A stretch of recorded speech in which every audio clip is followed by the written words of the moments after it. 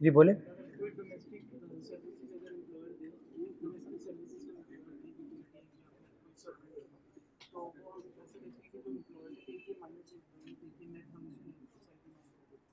Okay, allowance तो directly सारा sir.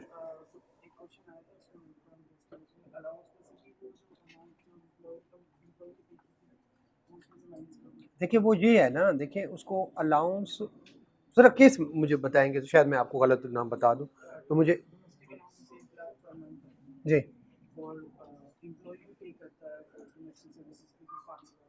ठीक, नहीं नहीं, नेट करके, नेट करके नहीं, अलाउंस मिल रहा है। नहीं देखिए, वो उसको पैसे दे रही हैं, वो उसमें से कुछ फिर पैसे दे रहे हैं, अजीब सी बात हो रही है ना। नहीं देखिए, 1 लाख रुपया वो दे रहे हैं, फिर 5,000 दे रहे हो, 95,000 क्यों नहीं दे रहे? नहीं, ये मुझे केस जरा देखिए ना। देखिए एक बंदे को मैंने, बंदे से 1 लाख रुपया लेना है और 5,000 उसको देना है, तो अल्टीमेटली वो मुझे क्या देगा? 95,000, बात खत्म हो जाएगी।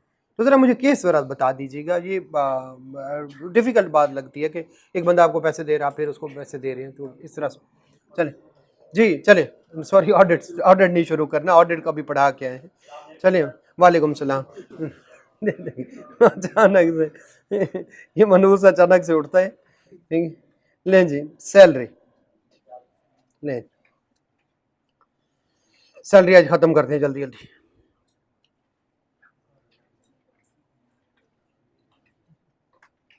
इंतहाई इंपॉर्टेंट है, और वो है एम्प्लॉय शेयर स्कीम। जी बोले। बाद में कर लेते, बाद में कर, अभी स्टार्ट कर लिया तो बाद में कर। जी, एक है शेयर ऑप्शन, एक पेपर के भाई, नहीं मैं आप मुझे किसी को कहूँ ना, पीछे उठ जाओ उठ जाओ उठ जाओ उठ जाओ उठ जाओ, दरमियान वाले भाई, ग्रीन ग्रीन सूट वाले, एंड पे चले जाओ, मुझे किसी को कहना ना पड़े, बिल्कुल एंड पे चले जाओ, तुम्हारी वजह से क्लास नहीं खराब कर सकता, पीछे चले जाओ जल्दी से, वरना क्लास से निकाल देंगे। ले जी, मुझे बार बार कहना पड़ता है, सिर्फ आपकी क्लास में कहना पड़ता है और कहीं किसी क्लास में। Share option, share option, share option जो है वो क्या है कि जनाब, आपको ऑप्शन दे दिया कि आप परचेज करें, ठीक है, ये नॉट टैक्सेबल। वो क्या करता है, इसमें घुमाता है आपको कि ऑप्शन, आपने 1,000 रुपए दिए, ऑप्शन की उस टाइम पे फेयर मार्केट वैल्यू 5,000 थी, तो 4,000 आपने सैलरी में ऐड नहीं करना। ऑप्शन, ऑप्शन टैक्सेबल नहीं है, पहली बात। जी आगे चलते हैं, फिर कौन से वाला, दूसरा, दूसरा क्या है, दूसरा आते हैं कि जनाब उसने ऑप्शन एक्सरसाइज कर लिया, ऑप्शन एक्सरसाइज कर लिया, यानी शेयर परचेज कर लिए, ठीक है। तो इसका कुछ इस तरह से बनेगा, हम कहेंगे जनाब कि उसकी फेयर मार्केट वैल्यू, अब मैं इसको दूसरा ऑप्शन कह रहा हूं, पहला ऑप्शन कौन जो है, अगर उसको शेयर ऑप्शन मिला, ठीक है, और दूसरा बाज दफा कहते हैं ऑप्शन अवेल कर लिया, बाज दफा कहते हैं जो है एक्सरसाइज कर लिया, बाज दफा कहते हैं शेयर परचेज कर लिए। तो ये दूसरे के लिए ये वाली बात करने लगते हैं, फेयर मार्केट वैल्यू। अब हम क्या कहते हैं, जिस दिन उसने शेयर खरीदे, शेयर की फेयर मार्केट वैल्यू थी 100 रुपए पर शेयर, ठीक है, शेयर्स की फेयर मार्केट वैल्यू, ठीक है, और जो शेयर्स उसने खरीदे जो है वो नंबर्स कह लें, नंबर्स हैं जनाब 1,000, ठीक है, ये वाली बात। उसको जो ऑफर हुई है कि तुम कितने पे खरीद लो, वो है 50 पे, 50 रुपए पर शेयर, 100 रुपए पर शेयर उसकी क्या है, फेयर मार्केट वैल्यू, ठीक है। लें जी, ये ऑफर हुई है, और उसको जो ऑप्शन की कॉस्ट है, ठीक है, ऑप्शन की कॉस्ट है वो मिली कोई 1,000 रुपए बस एक दफा, ठीक है। तो ये 1,000 रुपए, ये ₹50, और ये हम केस बना रहे हैं। तो फेयर मार्केट वैल्यू कितनी, फेयर मार्केट वैल्यू कितनी, 100 रुपए, कितने शेयर खरीदे, तो 1,00,000 रुपया उसको फायदा हुआ। उस फायदे के लिए उसको कॉस्ट क्या बर्दाश्त करनी पड़ी, कौन से वाली कॉस्ट, कॉस्ट कितनी तरह की होंगी, एक होगी शेयर की कॉस्ट, ठीक है, 50 मल्टीप्लाइड बाई 1,000, कितनी, 50,000, ये लेस कर लेंगे, और फिर शेयर किसकी, सॉरी कॉस्ट किसकी, ऑप्शन, और वो 1 टाइम है, और वो कितनी है 1000, कितना 49,000 will be added to the salary. दूसरा ऑप्शन, जिस दिन वो खरीदे। तीसरा, उसने शेयर खरीदे तो सही, लेकिन उन पे क्या थी, रिस्ट्रिक्शन। शेयर्स पे क्या, रिस्ट्रिक्शन। ठीक है, तो जिस दिन शेयर खरीदेगा nothing will be added to the salary. क्यों, क्योंकि उन पे रिस्ट्रिक्शन है, वो कागज का टुकड़ा है, उसकी कोई तो पावर ही नहीं। ठीक है, ले जी चौथा केस, रिस्ट्रिक्शन वाले शेयर हैं एंड डेट जिस दिन रिस्ट्रिक्शन एंड हो रही। क्लियर हो गया। पहला, शेयर खरीदे उस दिन रिस्ट्रिक्शन है, उस डेट पे कुछ भी ऐड नहीं होगा। उसी शेयर क्यों अपने पास उसने रखा और रिस्ट्रिक्शन खत्म हुई, वही शेयर जिस डेट को मिले उस दिन रिस्ट्रिक्शन थी, कुछ भी सैलरी में ऐड नहीं होगा, वही शेयर कौन सी डेट को, जब रिस्ट्रिक्शन डेट एंड होती है। क्लियर हो गया, जिस दिन, तो उस दिन फिर जो एंड डेट पे क्या होगी, फेयर मार्केट वैल्यू। जरा कर लेते हैं, ये फर्स्ट एक जो है 2025 को उसको मिले, बट उन पे रिस्ट्रिक्शन थी, कुछ भी सैलरी में ऐड नहीं होगा। 6 महीने की रिस्ट्रिक्शन थी, 6 महीने की रिस्ट्रिक्शन खत्म होगी 30/6/2000, तो ये करेंगे हम 30/6/2025, और फेयर मार्केट वैल्यू उस दिन पहुंच गई कितनी, 120। घुमाएगा क्या, रिस्ट्रिक्शन के साथ शेयर देगा और कहेगा इस दिन ये fair market value, ignore. Restriction कब खत्म हुई, 30/6/2025 को, उस दिन फेयर मार्केट वैल्यू 120, तो अब हमारा क्या हो जाएगा 120। ठीक है, तो ये कितना 1,20,000, ये चेंज नहीं होगी, ये चेंज नहीं होगी, तो कितना 69,000 जी will be added to the salary. तो जिस दिन रिस्ट्रिक्शन खत्म होगी उस दिन की डेट। अब ये घुमाता क्या है, 4 महीने की रिस्ट्रिक्शन थी, 4 महीने की रिस्ट्रिक्शन, तो कौन से वाले 30/4, कौन से वाला 25, उस दिन 110 थी, तो आपको पता है क्या कैलकुलेशन करनी। लेकिन वो क्या करता है, साथ में 30/6/2025 की डेट भी दे देता। तो आपने ना वो वाली डेट लेनी है जिस दिन खरीदे, ना वो डेट लेनी है जो ईयर एंड है, आपने डेट कौन से वाली लेनी है। अच्छा, फिर ड्रामेबाजी क्या करता है, इधर 30/4/2025 की बजाय 1 मई की डेट देता है, तो ये दोनों ऑलमोस्ट सेम होती हैं। तो आपको 30/4 की नहीं है, तो 1 मई की डेट का मतलब भी वही है। 30/6/2025 की डेट दे दे या 1/7/2025 की डेट दे दे, एक ही बात है, ईयर अगला शुरू हो जाएगा, लेकिन एक दिन में कोई इतना ज्यादा शेयर की वैल्यू चेंज नहीं होती। आखिरी बात इसी में, भाई उसने शेयर दिए, रिस्ट्रिक्शन थी और आपने रिस्ट्रिक्शन के दौरान ही सेल कर दी।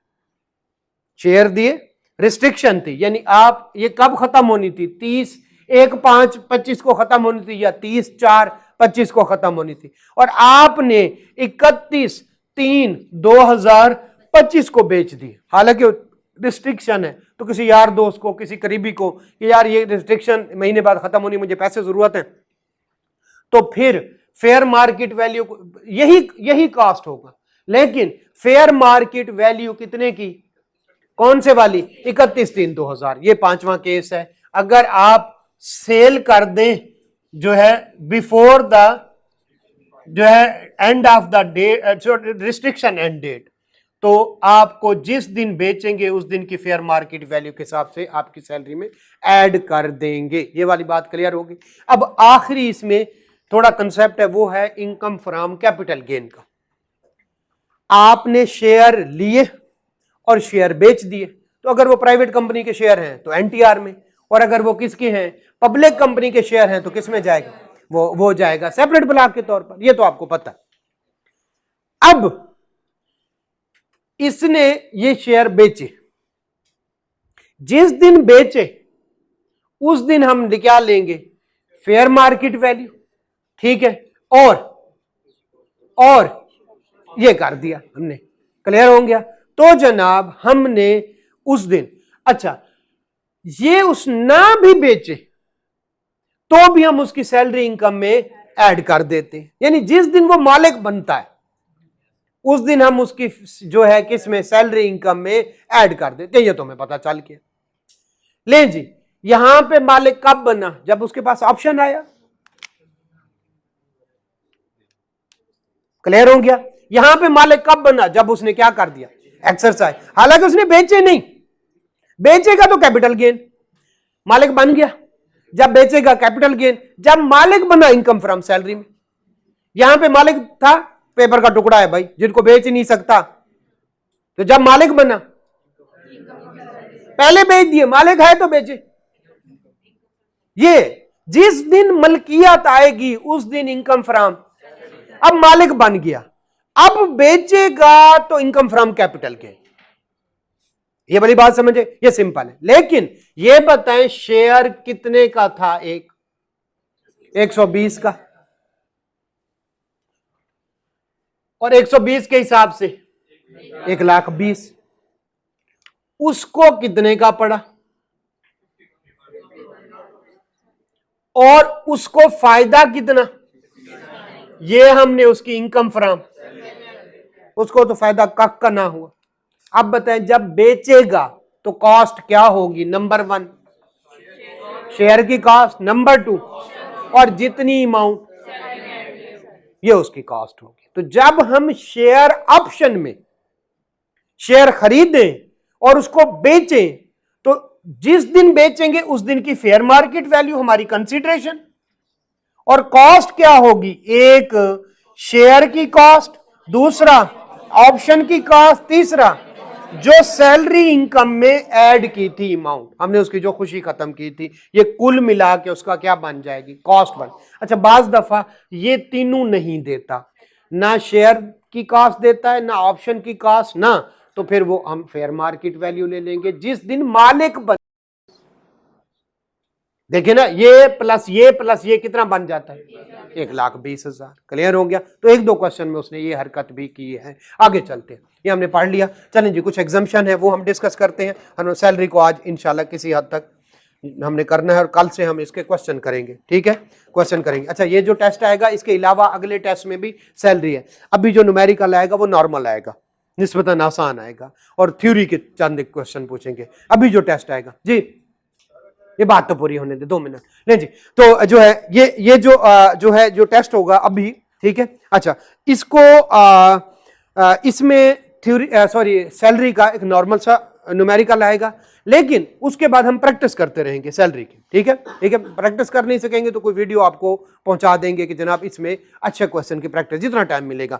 अगला दोबारा सैलरी का है, उसमें एक बेहतरीन एग्जाम लेवल जो अब तक आया उससे थोड़ा सा ऊपर का एक अच्छा क्वेश्चन होगा। तो ये भी अटेम्प्ट करना है और अगला भी आपने अटेम्प्ट करना है, ताकि आपकी बेहतर तैयारी हो जाए। अगला होगा मेरे ख्याल 18 को है 18, आज क्या तारीख है, 17, कल टेस्ट है। तो कल चूंकि हम आज हमारी थ्योरी कंप्लीट हो गई, थोड़ा बहुत आपको आइडिया है न्यूमेरिकल का, ठीक है। कोशिश करेंगे कल न्यूमेरिकल करवा दें और बाद में आप टेस्ट दें थोड़ा बहुत।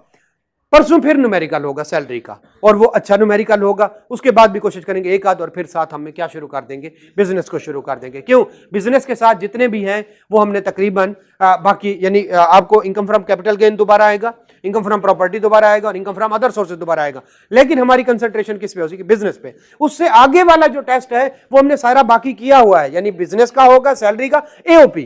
तो हमारे पास आराम से 4-5 दिन होंगे, हम एओपी और बिजनेस पे जोर लगाएंगे, ठीक है। ऑलरेडी मेरी जो क्लास है उसको एओपी के हमने न्यूमेरिकल करवाने हैं, तो ये हमारा प्रैक्टिस थ्रू आउट।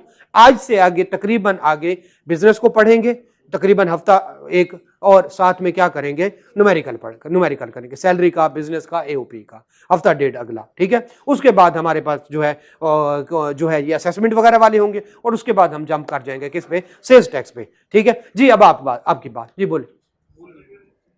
मूर्ख तो नहीं है। अच्छा अच्छा जी, इम्प्लाई, जी जी जी जी, देखिए वो पब्लिक जिस जहां पे काम करता था, जिन्होंने शेयर दिए, अगर वो पब्लिक कंपनी है तो सेपरेट रेट लगेंगे, किस पे? कैपिटल गेन पे। और अगर वो कौन से वाली प्राइवेट कंपनी है तो उस पर रेट लगेगा एनटीआर। जी जी जी, वो यही कैपिटल गेन में आएगी, यही अमाउंट। कैपिटल गेन क्या होता है? Fair market value. Fair market कैसे लेते हैं? जो लिस्टेड कंपनी होती है उनकी स्टॉक एक्सचेंज से मिल जाती है, और जो अनलिस्टेड होती है उनकी ब्रेकअप वैल्यू से, ये हमने कहीं पे पढ़ा था, ठीक है, ये उनकी ब्रेकअप। अब वो वाली वैल्यू लेंगे, माइनस करेंगे cost of share, cost of option, और वो जो अमाउंट हमने जब वो मालिक बना था हमने सैलरी में ऐड की थी, ये दोनों केसेस में।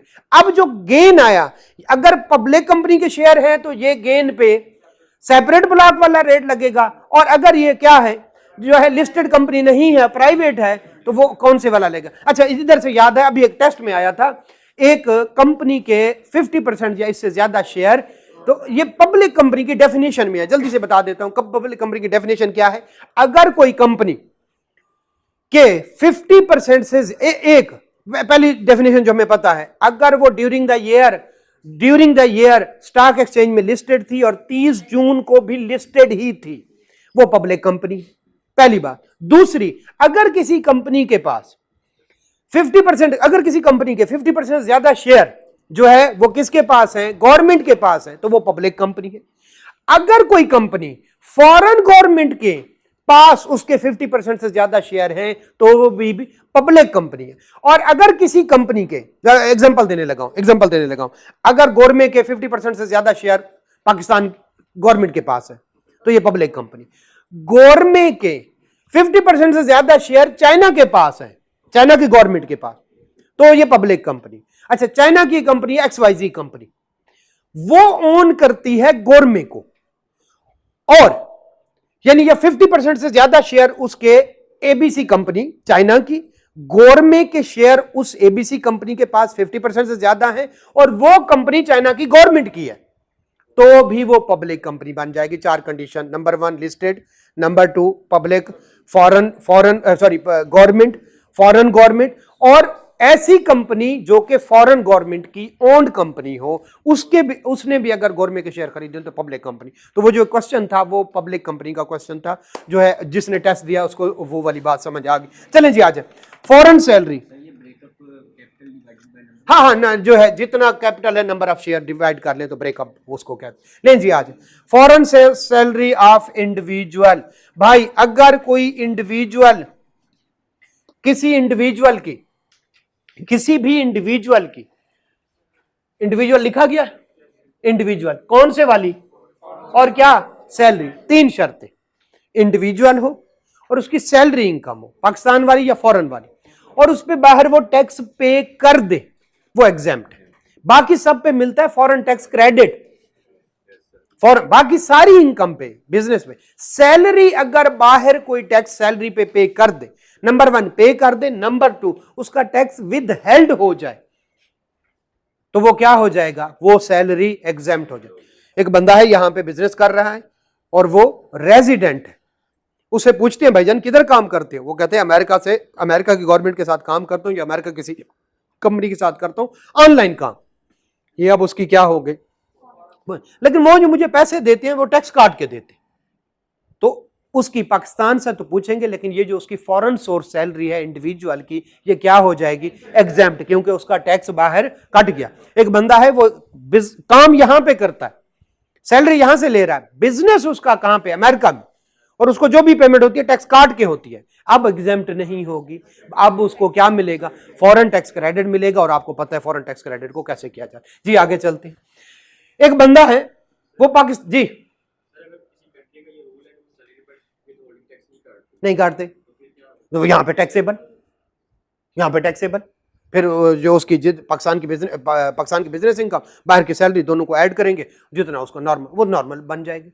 अगर टैक्स काटते हैं, या वो टैक्स वहां पे वो काटते हैं, या ये खुद पे कर दे, दोनों सूरतों में एग्जेम्प्ट हो जाएगी। ना खुद पे किया, ना उन्होंने टैक्स काटा, तो फिर वो क्या हो जाएगी? नॉर्मल होगी, ना टैक्स क्रेडिट, ना कुछ भी नहीं मिलेगा। चले नेक्स्ट चलते जी।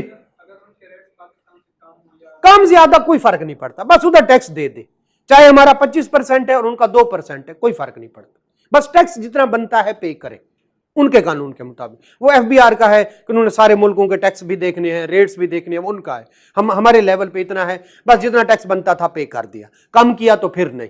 जितना टैक्स पे बनता है ये नहीं है 10 रुपए टैक्स पे करके इधर से सारा ले ले, नहीं, जितना बनता था पे करे। कितना बनता है हमारे सिलेबस में नहीं। चले आगे चलते। वो कहते हैं इस दौरान वो कोई बंदा पाकिस्तान छोड़ के जाए, ठीक है, और पाकिस्तान छोड़ के जाए, ठीक है। सबसे पहले तो एक बात, जब फॉरेन और इस तरह का दे, एक बंदा जो रेजिडेंट है उससे बाहर की इनकम का पूछा जाता है, नॉन रेजिडेंट से सिर्फ पाकिस्तान छोड़।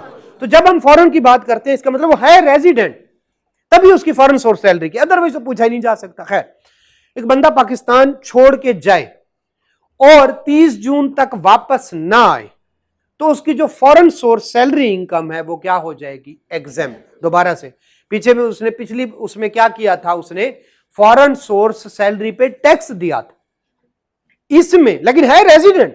ये ख्याल रखिएगा, जो रेजिडेंट नहीं है उससे तो फॉरेन सोर्स इनकम का बार बार कह रहा हूं, कंफ्यूज कर जाते हैं बच्चे, उससे तो पूछा ही नहीं जा सकता, वो तो टैक्सेबल ही नहीं है। एक बंदा रेजिडेंट है, वो उसने कोई मई में यहां से छोड़ा, सऊदी अरब चला गया, सऊदी अरब में मई की सैलरी भी मिली और जून की मिली, 2 महीनों की, और वो वापस नहीं आया 30 जून तक, तो वो सैलरी क्या हो जाएगी, एग्जेम्प्ट हो जाएगी। जैसे where a citizen of Pakistan leave Pakistan during the year tax year and remain abroad during the tax year, then salary income earned outside the Pakistan during the year shall be exempt from tax. Clear? इसी से मिलता जुलता point था।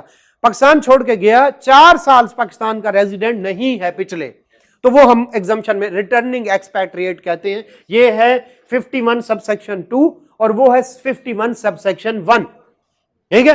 वो है returning expatriate, वो और है, तो फिर जिस साल रेजिडेंट बनेगा वो साल और उससे अगला साल 2 साल उसको एग्जाम्पशन होगी। सैलरी इनकम पे या सारी इनकम पे, मुझे नहीं पता, आपने याद करना, मैंने पेपर देना। खैर वापस आते ले जी, फिर कौन से वाला, ये तो सैलरी इनकम के बारे में, क्योंकि चैप्टर कौन सा है, तो सैलरी इनकम। मुल्क छोड़ के जाए, वापस ना आए, ठीक है, और तो उसकी सैलरी इनकम, लेकिन चूंकि है क्या, रेजिडेंट। अगर नॉन रेजिडेंट हो तो फिर तो बात ही खत्म। ये मैं कुछ चौथी दफा बात कर रहा हूं, स्टूडेंट इसको कंफ्यूज कर जाते हैं। आगे चलते हैं, अब जरा सुनिएगा। एक है पेंशन, एक है कम्यूटेशन ऑफ पेंशन, एक है प्रोविडेंट फंड, एक है ग्रेचुटी। इनके बारे में थोड़ा सा बता देता हूं, फिर इनको एक एक करके एक्सप्लेन कर देता हूं। बेटा जितनी भी बातें हो रही है न्यूमेरिकल की प्रैक्टिस नहीं हो रही, बट स्टिल आपको अगर ये बातें आती है तो 50% से ज्यादा मार्क्स आप न्यूमेरिकल में ले सकते हैं। न्यूमेरिकल में हर दफा बेसिक सैलरी आती है, अक्सर आती है, ठीक है। जो मेडिकल अलाउंस है वो अक्सर आता है, मेडिकल अलाउंस नहीं तो मेडिकल फैसिलिटी आती है। कार वाला अक्सर पूछता है, हाउस वाला अक्सर पूछता है। मैं कहता हूं ये मुफ्त के नंबर है, कर करके हमें ये चीजें, ठीक है। इसी तरह से ये एम्प्लॉय शेयर स्कीम वाला, ठीक है। और ये कोई एक आध होता है जो इतने लेवल तक होता है कि हमारा दिमाग घूम जाता है, उसको साइड पे कर दो, उसको एंड पे सोचो, बाकी चीजें तो करो। देखिए अगर आपको सारा आता होता, मैं फिर से कह रहा हूं, तो भाई मैं तो कहता हूं पेपर आधा गलत तो फिर भी पास है। इसका मतलब है आधा गलत हो गया फिर भी पास है। कहने से मुराद ये है कि आप पास हो सकते हैं। मैंने खुद FAR1 FAR2 ये इकट्ठे होते थे, हमारा 63 नंबर का अटेम्प्ट किया और मैंने उसकी दोबारा क्लासेस लेना शुरू कर दी या पढ़ना शुरू कर दिया और मेरा वो पेपर पास हो गया था। 63 नंबर का अटेम्प्ट किया था, लेकिन सही किया था तो उसमें से यानी अटेम्प्ट ही 63 नंबर का किया और उसमें से मेरा अपना पास हो गया था। तो ये इसका मतलब है सही करें, चाहे आसान हो उसके भी मार्क्स हैं, चाहे अच्छा कैलकुलेशन ज्यादा होगी तो ज्यादा होंगे, कैलकुलेशन कम होगी तो मार्क्स कम होंगे, लेकिन ये नहीं है कि आसान के मार्क्स नहीं है, आसान के भी मार्क्स हैं, पास हो सकते हैं। जी बेटा जी, नहीं गोल्ड मेडल नहीं, अल्हम्दुलिल्लाह। खैर वापस आज जी, अल्हम्दुलिल्लाह जी। नहीं मैं ये नहीं कहता, नहीं आप नहीं है, बाकियों के बारे में नहीं कहता। अच्छा खैर नहीं आप तो डायमंड मेडल वाले हैं ना। अच्छा बंदा है, अच्छे बंदे जल्दी मर जा। नहीं मैं अच्छा नहीं हूँ, तुझे मेरे बारे में पता नहीं है। मैं पिछली लाइन में बैठा। खैर वापस नहीं मेरे बारे में तूने कोई लोकल अखबार पढ़ा है? अच्छा खैर पेंशन सीरीज ऑफ पेमेंट है, सीरीज ऑफ पेमेंट है जो कि मंथली मिलती है। बूढ़े से पूछते हैं मैं किधर जा रहा है, बैंक से पेंशन लेने जा रहा हूं, ये वो ठीक बात करता है। सीरीज ऑफ पेमेंट रिटायर होने के बाद। अगली बात, इकट्ठे जो पैसे मिलते हैं वो पेंशन नहीं होती। ठीक है, या वो गोल्डन हैंडशेक होता है, या वो प्रोविडेंट फंड होता है, या वो ग्रेचुटी होती है, या वो कम्यूटेशन ऑफ पेंशन होता है। अब हम इनको कम्यूटेशन साल या 2 साल की पेंशन को 50% मिलती है और 50% 3 साल की, यानी अगर उसको ₹1,00,000 मिलनी है पेंशन से, उसको 50,000 पेंशन देंगे, 50,000 अगले 3 सालों का, मल्टीप्लाइड बाई 12 मल्टीप्लाइड बाई 3, अच्छी खासी अमाउंट बन जाती है। इसको कहते हैं कम्यूटेशन ऑफ पेंशन। ये पेंशन नहीं, पेंशन सीरीज ऑफ पेमेंट है, मंथली बेसिस पे मिलती है जब तक जो है वो उसकी डेथ नहीं हो जाती। और कुछ केसेस में तो मेरे ख्याल में उसकी डेथ हो जाए तो फिर जो है उसकी जो जो जो बेवा वगैरह होती है या माइनर चाइल्ड होते हैं, मेरे ख्याल में पता नहीं जो भी केस है। खैर वापस आते, पेंशन, कम्यूटेशन ऑफ पेंशन। फिर है ग्रेचुटी। ग्रेचुटी होती है यूजुअली कुछ बेसिस पे, जैसे ग्रेचुटी कुछ बेसिस है, जैसे आखिरी सैलरी ₹1,00,000, जब रिटायर हुआ तो उसकी आखिरी सैलरी, आखिरी महीने की आखिरी सैलरी क्या थी, मल्टीप्लाइड बाई जितने साल हमारे साथ काम किया। अब कोई 16 साल काम करेगा तो आखिरी सैलरी ₹1,00,000 मल्टीप्लाइड बाई 16, जिसने 10 साल काम किया। तो ये यूजुअली ग्रेचुटी मिलती है ईयर ऑफ लॉयल्टी की बेस पे, आप हमारे साथ अटैच रहे, हम आपको एक लॉयल्टी दे रहे हैं। और भी बहुत सारी बेसिस हैं, वो हमारे सिलेबस का पार्ट नहीं है। बस ग्रेचुटी क्या है कि यूजुअली इसकी क्या होती है, कोई बेस होती है नंबर ऑफ ईयर के हिसाब से, यूजुअली बेस होती है कितने साल हमारे साथ काम किया, और आखिरी सैलरी मल्टीप्लाई करके वो ग्रेचुटी दे देते हैं। हम उसके बारे में पढ़ेंगे, ग्रेचुटी और कम्यूटेशन ऑफ पेंशन को इकट्ठे पढ़ेंगे। पहले हम पेंशन को डिस्कस करते हैं, फिर हम commutation of pension, provident fund को बिल्कुल एंड पे करेंगे अगर हमारे पास टाइम बचा। लेकिन जी सबसे पहले पेंशन, पेंशन एग्जेम्प्ट है, जिसको भी मिले, एंड पे लिखा हुआ है गवर्नमेंट और आर्म्ड फोर्स को एग्जाम्प्ट है, भाई बाकियों को भी एग्जाम्प्ट है। तो पेंशन जिस बंदे को मिल रही है, पेंशन मतलब मंथली, इकट्ठे ना समझ लीजिएगा, मंथली रिटायर होने के बाद किसी को पैसे मिल रहे हैं तो वो क्या है, एग्जेम्प्ट है। अगली बात, अगर आपको एक से ज्यादा, जैसे एक बंदे ने 40 साल तक एक जगह पे काम किया और उन्होंने कहा भी 40 साल से ज्यादा, चूंकि हमारा काम ऐसा है, ठीक है, जैसे ये क्रिकेटर वगैरह हैं, ये 40-42 साल में रिटायर हो जाते हैं, हालांकि बाकी 60 साल में होते हैं, लेकिन उनका काम ही ऐसा है कि उनसे इतनी फिजिकल फिटनेस चाहिए होती है। जो कमांडोज वगैरह होते हैं वो 45 ईयर में उनको चेंज कर देते हैं, ठीक है, उनकी कम से कम ये वाली वो नहीं रहती कि उनका काम ही ऐसा है, ठीक है। यूजुअली 60 ईयर होते हैं, तो वो 40 साल में एक जगह से रिटायर होकर दूसरी जगह पे जॉब गया, जब 60 के पे पहुंचा तो उधर से भी रिटायर हो गया। अब उसको 40 वाली पेंशन भी मिल रही है, और कौन से वाली, 60 साल में जो रिटायर हुआ वहां पे 2 जगह से पेंशन आ रही है। तो ऐसी सूरत में जो हाईएस्ट अमाउंट होती है वो एग्जेम्प्ट और बाकी टैक्सेबल। अगली बात, अगर वो सेम एम्प्लॉयर से, जैसे एक बंदा था वो मार्केटिंग में था, जगह जगह जाता था, वो रिटायर हुआ और वो घर बैठ गया, उसको पेंशन आ रही है, फिर उसने एम्प्लॉयर से कहा सर जी मैं तो मतलब मेरा पेंशन से गुजारा नहीं होता। वो कहते अच्छा ऐसा कर, ऑफिस में बैठ जा, तो इससे वो वाला काम तो नहीं होता, धूप में फिरना था, तो जो थोड़ा बहुत कंप्यूटर का वर्क, कोई ऑफिस जॉब दे देते हैं। सेम एम्प्लॉयर के पास दोबारा जॉब करना शुरू हो जाए तो फिर पेंशन नहीं है, वो सैलरी है, तो फिर पेंशन एग्जेम्प्ट नहीं है। सेम एम्प्लॉयर के पास दोबारा काम करना शुरू हो जाए तो फिर आपकी पेंशन एग्जेम्प्ट नहीं है, वो आपको क्या हो जाएगी, टैक्सेबल हो जाएगी। क्लियर है, आगे चलते हैं। अगली बात, ये आपस में बातें करें अगले, तो जब आपको सेम एम्प्लॉयर के पास दोबारा काम करना शुरू हो जाए तो वो आपको एग्जेम्प्ट नहीं है। लेकिन अगर आप 60 ईयर से ज्यादा हैं, चाहे 2 पेंशन ले, चाहे सेम एम्प्लॉयर के पास काम कर रहे हैं, तो फिर आपकी सारी की सारी पेंशन एग्जेम्प्ट है। 4 बातें, पेंशन एग्जेम्प्ट है, चाहे गवर्नमेंट की है चाहे जिसकी है, एंड पे लिखा है गवर्नमेंट का, सारी एग्जेम्प्ट। एक से ज्यादा पेंशन ले रही हूं तो हाईएस्ट एग्जेम्प्ट है, और उसके अलावा बाकी टैक्सेबल है। आप अगर सेम एम्प्लॉयर के पास दोबारा से जॉब कर रहे हैं और तो आपकी पेंशन नहीं है, वो भी आपकी सैलरी तस्वर होगी। अगर आप 60 साल से ज्यादा हैं और पेंशन आ रही है, एक से ज्यादा जगह आ रही है, सेम एम्प्लॉयर के पास काम, आप पे कोई कानून लगता, आपकी सारी की सारी एग्जेम्प्ट है। ये 4 बातें और पेंशन खत्म। आगे चलते, अगली जो बात है वो है कम्यूटेशन ऑफ पेंशन और ग्रेचुटी, इकट्ठे पढ़ते हैं इनको, ठीक है। सबसे पहले commutation of pension and gratuity.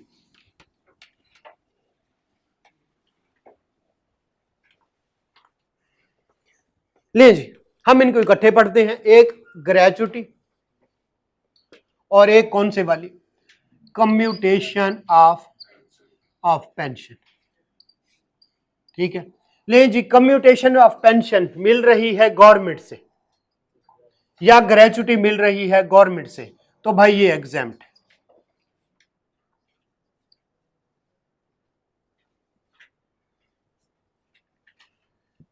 थोड़ा सा इधर करके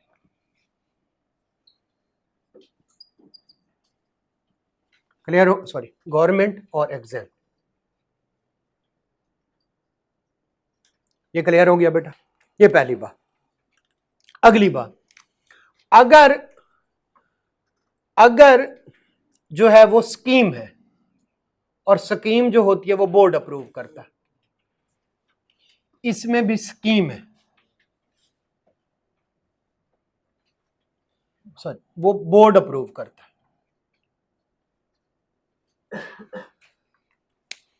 कम्यूटेशन ऑफ पेंशन में जो स्कीम है वो एग्जेम्प्ट है अगर अप्रूव्ड बाय, और अप्रूव बोर्ड बाय बोर्ड ना हो तो वो फिर एग्जेम्प्ट नहीं है, उसके साथ क्या करते बात। और ग्रेचुटी स्कीम ये भी कौन करता है, बोर्ड करता है, ठीक है। तो ये एग्जेम्प्ट तो होगी अप टू, बताइएगा 3 लाख, और कोई शर्त क्या है, ठीक है, ऑल इंप्लाइज।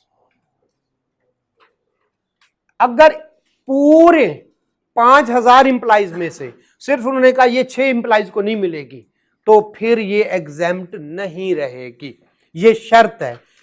एग्जेम्प्ट कितने तक है, तो जो है 3 लाख तक, इससे ऊपर वाली टैक्सेबल है, लेकिन शर्त क्या है, अगर वो चुप रहे तो ऑल इंप्लाइज, अगर वो बता दे ऑल इंप्लाइज तो ऑल इंप्लाइज, अगर वो कह दे कि एचआर डिपार्टमेंट को ये वाला जो है ये ग्रेचुटी स्कीम से जो पैसे हैं वो नहीं मिलते, बाकी सबको मिल रहे हैं, तो आप कहेंगे भाई ये बाकी सब की भी एग्जम्पशन खत्म।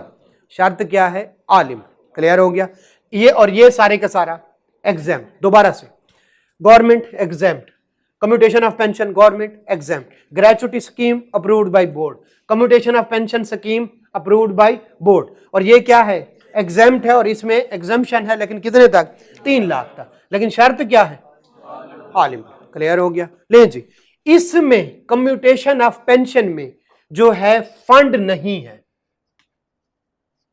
जिक्र ही नहीं किया गया, लेकिन इसमें ग्रेचुटी में फंड का भी जिक्र है। क्लियर हो गया, और फंड हमेशा कमिश्नर अप्रूव करता है।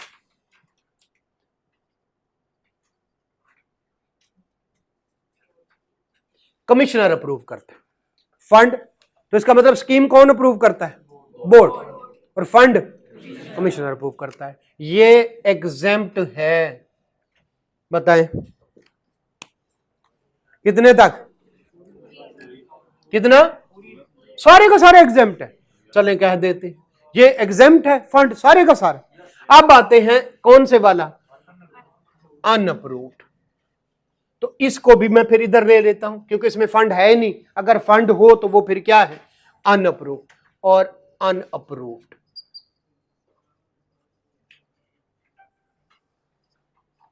इसका कौन से वाला, अनअप्रूव्ड, कम्यूटेशन इधर लिख ले, ये अनअप्रूव्ड, ठीक है। तो ये एग्जेम्प्ट होगा कितने तक, 50% ऑफ अमाउंट, या फिर कौन से वाला 75,000।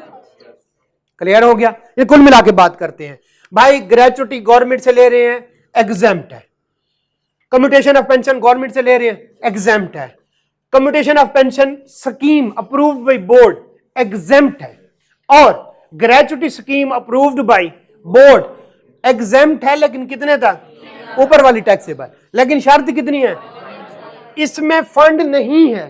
अगर हो भी सही तो हम अनअप्रूव्ड की तरह लेंगे, इसमें फंड है और वो अप्रूव्ड बाय कमिश्नर होना चाहिए, अगर नहीं है तो फिर वो अनअप्रूव्ड की तरह होगा। अप्रूव्ड बाय कमिश्नर है तो क्या है, एग्जेम्प्ट है। बाकी क्या बच गया, अनअप्रूव्ड ग्रेचुटी या अनअप्रूव्ड कम्यूटेशन ऑफ पेंशन, या कम्यूटेशन ऑफ पेंशन में फंड, क्योंकि उसका जिक्र ही नहीं है तो उसको भी हम अनअप्रूव्ड कहेंगे। इन सब को इकट्ठा करो, एग्जेम्प्ट है up to 50% of the amount, जितनी मिली उस अमाउंट को लिख लेंगे, और 75 इनमें से जो लोअर अमाउंट होगी वो क्या होगा, एग्जेम्प्ट होगा, और बाकी क्या होगी, टैक्सेबल। ये टोटल है। अच्छी खासी कंफ्यूजिंग है, अगर पढ़ें तो आपने इसको इस डायग्राम से याद करना है।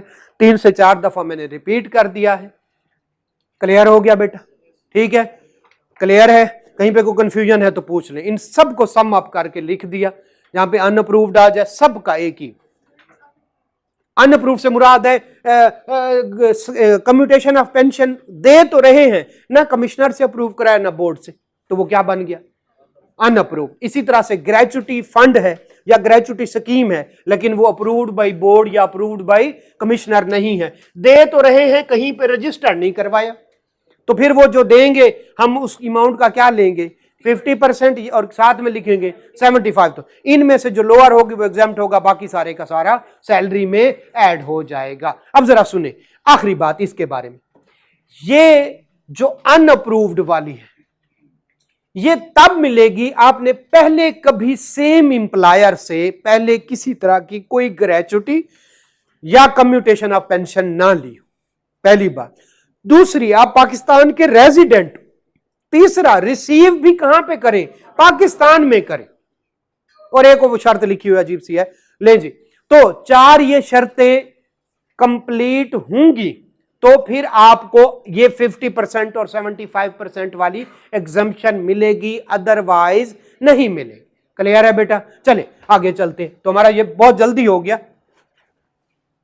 ये 4 शर्तें लिखी हुई हैं। ये कब है? जब अनअप्रूव्ड कम्यूटेशन ऑफ पेंशन हो या अनअप्रूव्ड ग्रेचुटी हो। तो उस सूरत में वो क्या कह रहे हैं? वो कह रहे हैं भाई एक तो पाकिस्तान में रिसीव करें, दूसरा रेजिडेंट हूं, दूसरा सेम इंप्लायर या किसी और इंप्लायर से आपने पहले कोई ग्रेचुटी ना ली हो, और अगर आप डायरेक्टर हैं तो फिर आप रेगुलर इंप्लाई हो, यानी डायरेक्टर को जो है अनअप्रूव्ड वाली ग्रेचुटी वाली एग्जम्पशन नहीं है। अगर वो डायरेक्टर फाइनेंस है फिर है, इसका मतलब है वो प्रॉपर काम कर रहा है रेगुलर इंप्लाई के तौर पर। लें जी आगे चलते हैं। अब आता है प्रोविडेंट फंड और अच्छा बेनोवलेंट फंड। बेनोवलेंट फंड क्या होता है? बस एग्जेम्प्ट होता है। क्या होता है? बाढ़ में जाए, ठीक है, एग्जेम्प्ट होता है। आगे चलते हैं, ठीक है। वो कहता है अगर आप होटल में काम करते हैं, ठीक है, होटल में काम करते हैं और वर्किंग डे ड्यूटी के दौरान अगर आपको फ्री या सब्सिडाइज 100 रुपए की प्लेट जो है खाने की है, जो है सालन की, और आपको 50 की दे रहे हैं तो सब्सिडाइज है, और फ्री दे रहे हैं, फ्री दे रहे। बेटा मैं होटल खोला है, कहते नहीं 100-150 की नहीं आती, कुछ सही रेट बताओ इसको। अच्छा लें जी, फ्री और सब्सिडाइज्ड फूड प्रोवाइड करते हैं तो, लेकिन इसमें से वो क्वेश्चन बनाएगा तो वो ड्यूटी आर से बनाएगा। वो कहेगा शाम को फैमिली के साथ इंप्लाई आया। अब आपके जहन में क्या है? होटल जो फूड प्रोवाइड करे वो तो एग्जेम्प्ट होती है, नहीं वो टैक्सेबल हो, वो टैक्सेबल। जी बेटा इथोपिया से आई हो? नहीं, रात को किसी को भूख लगे तो वो किधर हमसाये को घर जो है किचन में घुस जाते हैं कि चलो कोई रोटी पड़ी हो। थोड़ी अजीब बात बना। अच्छा चले आज खैर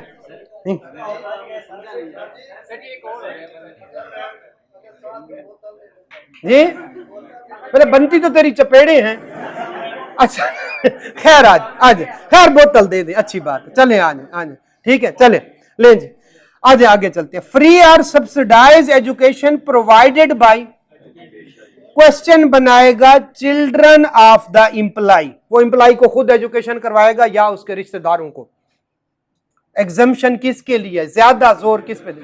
ठीक है, या फिर वो क्या करेगा? वो एजुकेशनल इंस्टीट्यूट नहीं होगा, लेकिन वो कोई और कंपनी होगी, जैसे वो एसी बनाने वाले हैं और अपने इंप्लाई के बच्चे को क्या करवा रहे हैं? तालीम दिलवा रहे हैं मुफ्त। ठीक है, तो वो उसकी सैलरी इनकम में ऐड होगी। लेकिन अगर ट्रेनिंग है तो वो कहीं पे था, ठीक है, वो इंप्लायर को तो वो डिडक्शन मिलेगी। चले खैर बिजनेस में जाकर डिस्कस करें। जी जी, बंदे ही काम करते, खोते काम करते कंपनी। जी आगे बोले।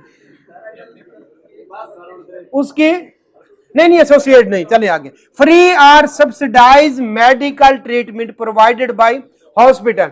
कोई और मेडिकल ट्रीटमेंट दे रहा हो तो आगे मेडिकल अलाउंस वाली बात पे चली जाएगी, मेडिकल अलाउंस या मेडिकल फैसिलिटी पे। लेकिन अगर हॉस्पिटल अपने किसी इंप्लाई का फ्री इलाज करते हैं तो ना मेडिकल अलाउंस है ना वो मेडिकल क्या है, फैसिलिटी है, वो एग्जेम्प्ट है। इसी तरह से कोई और अगर बोर्ड कह दे, लेकिन अभी बोर्ड ने नहीं कहा तो हम ये 3 एग्जांपल याद रखेंगे। ले जी, मेडिकल फैसिलिटी और रीइंबर्समेंट और मेडिकल अलाउंस। नहीं जी, 5 कंडीशन, 5 बातें याद रखेंगे तो ये याद रहेगा, वरना याद नहीं रहेगा। सबसे पहले तो मेडिकल फैसिलिटी है क्या? मेडिकल अलाउंस, पैसे दे दिए, इलाज कराओ यार अपना। मेडिकल फैसिलिटी में बहुत सारी चीजें याद है, उसकी इंश्योरेंस करवा दे, उसकी जुबली इंश्योरेंस, स्टेट लाइफ, उनके साथ उनका प्रीमियम इंप्लायर पे करे और उसे कहे जाके ये तुम्हारे पास कार्ड है, इलाज करवा। ये फैसिलिटी दे बेटा। इधर से आवाज आ रही ना यार। अच्छा, अगली बात, मेडिकल वो इंश्योर कर ले इंप्लायर, जाओ यार जहां से इलाज कराओ, पैसे उनको मैं दूंगा। 2 इंश्योरेंस, एक इंश्योरेंस है उसको प्रीमियम इंप्लायर पे करता है और इंश्योरेंस कंपनी उसका इलाज करती है। दूसरा है इंश्योरेंस इंप्लायर दे रहा है। तीसरा वो कहता है भाई आप इलाज करवाओ और आके मुझसे खर्चा क्लेम कर लो, इसको कहते हैं रीइंबर्समेंट। रीइंबर्समेंट के केस में 2-3 शर्तें हैं। नंबर 1, वो हॉस्पिटल का नाम या एनटीएन बताए और जो इंप्लायर है वो खर्चों को सर्टिफाई करे, देखे वाकई खर्चे हुए या नहीं। ऐसी सूरत में रीइंबर्स मिल जाएगी। आगे वो कहता है इलाज कराओ, पैसे मैं हॉस्पिटल को दे दूंगा। ठीक है, ये 3, 4, 5 इस तरह से कंडीशन बनती हैं। इसी को आगे लेके चलते हैं। अब ये मेडिकल फैसिलिटी हो गई, इंश्योरेंस है, इंश्योरेंस प्रोवाइड की, रीइंबर्समेंट कर रहे, वो खर्चा कर रहा है, वो बीमार हुआ, एक रीइंबर्समेंट, खर्चा करो मेरे से आके ले लेना। एक यार ये 2 लाख रुपए लो, जाओ अपना इलाज कराओ, तो ये medical expense borne by employer. Reimbursement पहले इलाज कराओ फिर आके मुझसे क्लेम करना। उसमें 2 शर्तें मैंने आपको बता दी, वो एनटीएन वगैरह। ये आगे चलते, ये मेडिकल फैसिलिटी हो गई। अब है मेडिकल फैसिलिटी और मेडिकल अलाउंस। पहले मेडिकल फैसिलिटी को डिस्कस करते हैं। एंड वाले भाई चुप कर जाए, खुदारा चुप कर जाए, आवाज आ रही है जहां तक। लें जी, सेकंड लास्ट लाइन में लें जी। अगली बात, अब 5 शर्तें हैं, 5 बातें याद रखेंगे, ये आपके लिए जिंदगी आसान है, मुफ्त के नंबर है। नंबर 1, मेडिकल फैसिलिटी प्रोवाइड की गई है और जब इंप्लाई आया था उसके डॉक्यूमेंट में ये वाली बात लिखी गई थी, इसको कहते हैं as per terms of employment. Employment letter में ये बात दर्ज थी, हम तुम्हें मेडिकल फैसिलिटी देंगे। मेडिकल फैसिलिटी दी गई, लाख रुपए, 10 लाख, 50,000, उसको, उसकी फैमिली को, जिसको भी प्रोवाइड की गई, डिपेंडेंट को, तो ये एग्जेम्प्ट है। Medical facility as per terms of employment exempt. Medical facility as per terms of employment नहीं है, मेडिकल उसमें बात नहीं लिखी गई, लेकिन उसका इलाज इंप्लायर ने करवा दिया, तो ये फुल्ली टैक्सेबल। 2 बातें, medical facility as per terms of employment exempt, medical facility not as per terms of employment fully taxable. कोई जितनी मर्जी 2 पैरे लिख दे, कोई ना कोई इंडिकेशन दी गई होगी। अगर इंडिकेशन दे दे ठीक है, ना दे तो उसे बताएं मुझे इससे तो कोई समझ नहीं आ रही, लेकिन मुझे लॉ का पता है। It is assumed from the above situation या from the situation given in the question, it is assumed that medical facility is as per terms of employment। आपको पूरे नंबर देगा।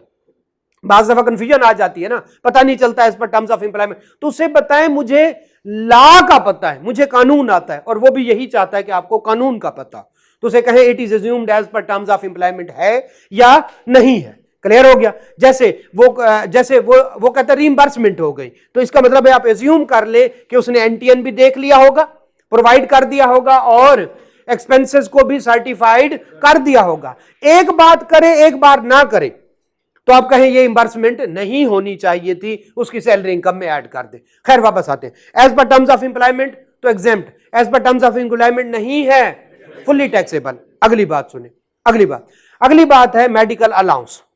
मेडिकल अलाउंस चाहे as per terms of employment है चाहे नहीं है, allowance मिल रहा है, पैसे मिल रहे हैं, exempt up to 10% of basic salary. तो जितना मिल रहा है उसका कंपैरिजन 10% ऑफ बेसिक सैलरी के साथ करें। अगर ज्यादा मिल रहा है तो वो क्या हो जाएगा, वो टैक्सेबल। अगर कम मिल रहा है तो सारे का सारा क्या हो जाए, एग्जेम्प्ट। 3 बात, मेडिकल फैसिलिटी भी मिल रही है, मेडिकल अलाउंस भी मिल रहा है, और medical facility as per terms of employment है, तो medical facility as per terms of employment है, एग्जेम्प्ट हो जाएगी।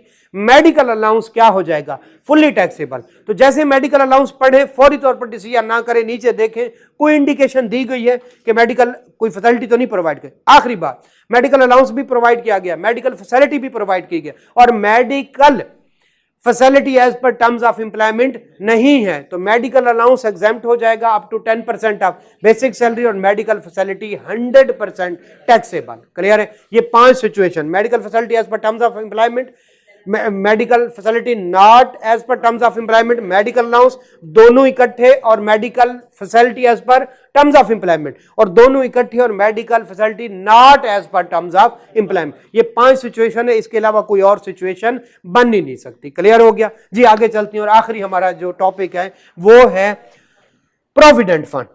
प्रोविडेंट फंड चले हम इस पे अगले 8-10 मिनट लगाते हैं और इसको कंक्लूड करते हैं। प्रोविडेंट फंड कल से हम इंशाल्लाह इसके 1-2 अच्छे न्यूमेरिकल करेंगे।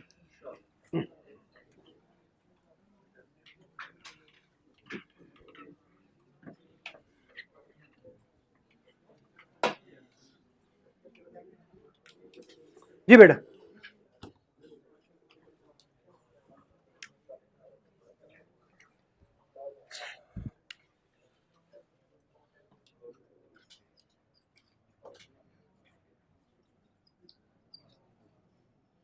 प्रोविडेंट फंड में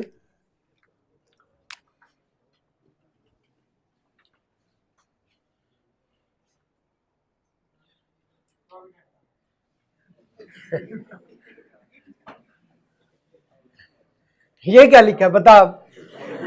बेटा तो उस्ताद चल, ये रिकॉग्नाइज अनरिकॉग्नाइज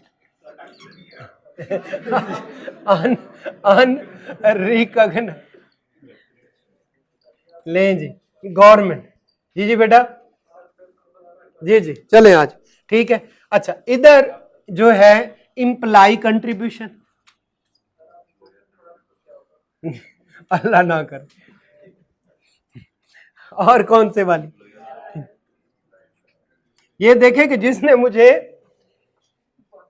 जो है पास किया है, हिम्मत तो एसीसीए में, सीएफए में, सीए में, उसकी हिम्मत है कि वो बेचारा अंदाजे लगाते सही कह रहा होगा।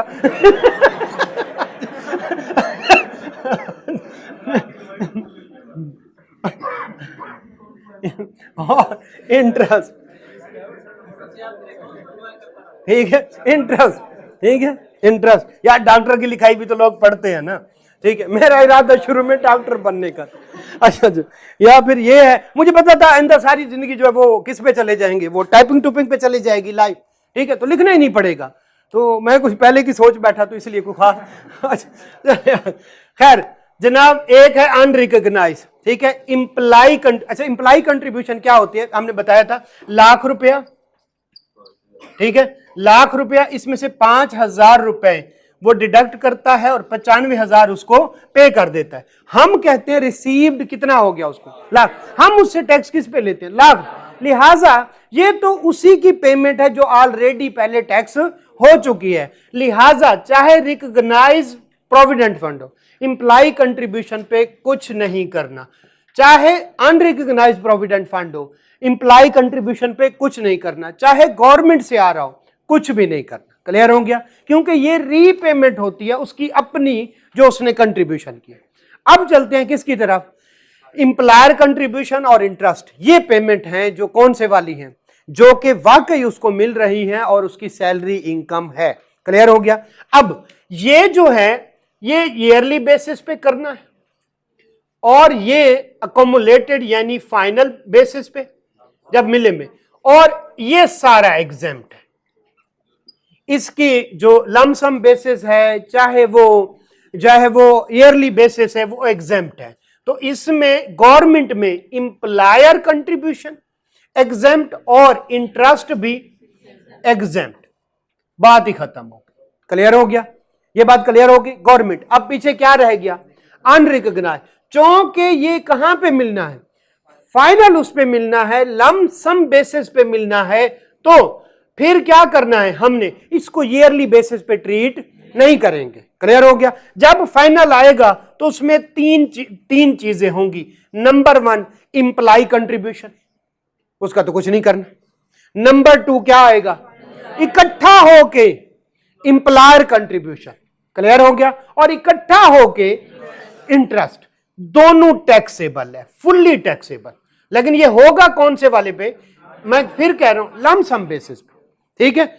अच्छा, पेमेंट तो एक ही मिलेगी, जितनी पेमेंट मिलेगी उसमें से इंप्लाई कंट्रीब्यूशन को लेस कर ले तो बाकी क्या बच जाएगा, या इंप्लायर कंट्रीब्यूशन होगा या वो क्या होगा, इंटरेस्ट होगा, बस। तो ये फुल्ली टैक्सेबल है। लेकिन बेस कौन से वाली, बेस कौन से वाली, lump sum base, yearly basis पे। फिर ये कौन से वाला, इसका मतलब है लम सम बेसिस इसकी क्या है, अगर हम लम सम बेसिस पे ये क्या करें तो ये एग्जेम्प्ट है। क्यों, क्योंकि ऑलरेडी पहले टैक्स कौन से वाली बेसिस पे, ईयरली बेसिस पे हो चुका होगा।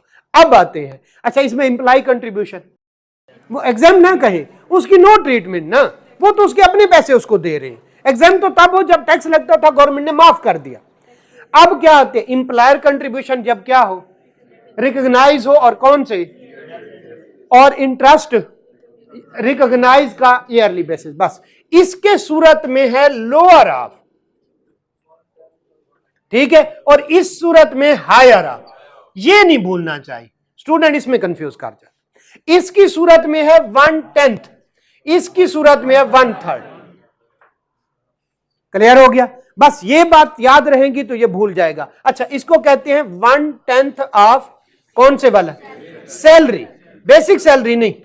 और सैलरी से मुराद है, मैं इधर ना सिर्फ basic salary plus dress allowance, अगर डेरेस अलाउंस दिया गया हो, अगर ना दिया हो तो फिर बेसिक सैलरी, ठीक है। 1/10 ऑफ सैलरी, नंबर 1। नंबर 2, किसके साथ इसका कंपैरिजन करना, 1.5 लाख के साथ, 1.5 लाख के साथ, ठीक है, 1.5 लाख। इसमें से जो लोअर होगी, अगर 1/10 बनता है 2.5 लाख, 1.5 लाख, 1/10 बनता है 75,000, 75,000, 1.5 लाख नहीं 75,000, लोअर ऑफ, भूल गए, ले जी 1/3 लेंगे किसका, ऑफ सैलरी, और सैलरी से क्या मुराद है,